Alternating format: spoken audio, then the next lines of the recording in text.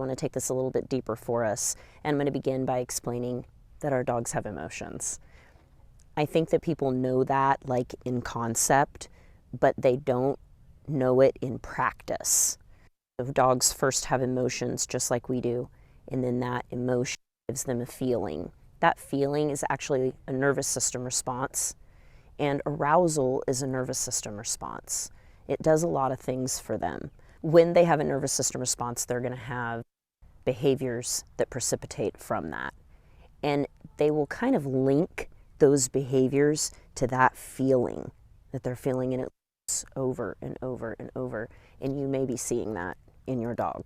If you are seeing that in your dog, please stick around. If you are not seeing that in your dog, please stick around.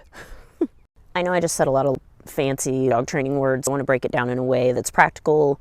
Use an analogy I think we can all understand. I want you to think of arousal as the throttle for drives. Anybody that's been on a boat, when they're like, and the boat's like, wah! That's a throttle. The gas pedal, think of it like that too. If arousal is the throttle, then drive is the vehicle that you choose. Dogs have different drives. They have play drive because they're social species and they have to learn how to interact with each other and us. They have prey drive, which helps them capture food and survive because they're predators.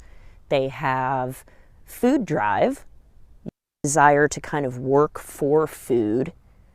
They have a work drive, if that's something that they've been designed to do, which most dogs are. And then, of course, they have sex drive. And we do different things to kind of alter that as well. Think about it like this. If arousal is the throttle and drive is the vehicle, why would we want to get rid of something like that? It would just seem like we should maybe lay off the gas pedal, or learn how to lay off the gas pedal, or learn how to pull the throttle back. Because from what I've seen, they do not know how to do that by themselves. They can learn how to de-escalate, but like naturally, every single dog, especially a dog that's new to you, you need to learn to manage their arousal. They live in a society that's like difficult for us to live in. And we have all these social systems and structures and verbal language, and we can understand what guidelines and rules are, and they're literally just here with us. We have to at least help them learn how to manage their nervous system so they can be successful in this very difficult society that we've put them in. Let's go back to my air quotes. We can talk about levels. Arousal, being a gas pedal, being a throttle, being a necessary part of our vehicle that we chose, has levels to it. If you think of it like 1 to 10, 1's going to be calm, 2's going to be calm, 3's going to be calm. Please feel free to watch Managing Arousal 2.0 and learn all about the jazz. I call it a level of jazziness. At level 4, you're getting into moderate levels of arousal, 4, 5, 6, 7. When you get up into 8, 9, and 10, your dog's gone, y'all. I don't mean like physically. Most of the time I do mean physically, but they can't hear you. They can't see you. They are designed to operate and do certain things at those full blasting levels of arousal. And most of those things do not involve safety to human society. We've got to talk about this in a different way. If we learn how to manage their arousal, we learn that there are levels and what we can do to intervene at each level, and then we practice that, you start to notice something about your dog. And that is that they're not getting turned down for what as much. And if they do, they're like responding to me way faster and they're calming down way faster. That is going to be safer for every single person that lives in society. It's going to be a better life for your dog. It's going to be a better life for you. And it's going to help us stop the problem of people not understanding what's wrong and taking their dog to the shelter and then it dying. Or people being locked up in their homes like prisoners because they don't know what to do with their dog and they feel guilty and they can't leave it because it's so reactive. If you learn how to do this properly and you really put an emphasis on this in your training, it's going to change your life with your dog forever. What are the ways in which we can manage arousal? Well, you have to have something that tells the opposite part of the nervous system to start firing. When your dog goes into arousal, their sympathetic nervous system begins to activate. You know what I'm saying? And they're probably like lunging or doing something like that, not probably like a shimmy. When your dog starts to go into that, there has to be something to bring it down. So what we use is food and toys, and that helps us activate the opposite part of the nervous system, the parasympathetic nervous system, that calls for rest and digest. And play, we know, activates that part of the system. Think about yourself. When you've been super anxious, when you've been stressed, maybe really excited, is that the time that your most excellent behaviors came out? And if you needed in that moment, what were the kinds of things that helped you calm down? Some of those things we have access to with our dogs to help, and some of them we don't. But the easiest things to use are food and toys. Why would I use food over toy, toy over food? When I'm out in an open space like this, I do not manage Enzo's arousal with food, really. I always have it on me, especially in case we're like going somewhere else at the lake and I want to go back and forth and we need to walk. I'll use it to help manage him while we're moving, but for the most part I just do it with toys because he's interested in playing out here. This is really heavily reinforcing to him. Just the freedom, just the play, and being outside in nature is his favorite thing to do. I really don't have to worry about a lot of other things being overly arousing to him. This is as good as it gets for him. He loves to swim, he loves to play. That's a perfect use of managing arousal with toy.